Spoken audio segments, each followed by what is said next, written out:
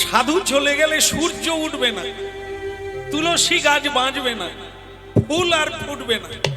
সাবধান। তো এই জন্য তুমি যাই খাও, তোমাকে আমি খেতে না বলবো না, কারণ জোর করে ধর্ম বোঝানো যায় না। এই জন্য তুমি খাও, কিন্তু সুযোগের অপেক্ষায় থাকো, কোনদিন সাধু এলেও যেন ফিরে না যায়। তাহলে তো হয়ে গেল।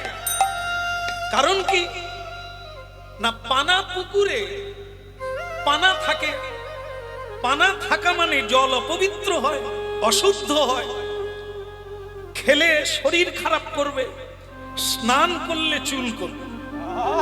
কিন্তু ওই পুকুরটা যদি খালের সঙ্গে যোগ থাকে, তাহলে খালে জোয়ার আসবে, ওই পুকুরে ঢুকবে,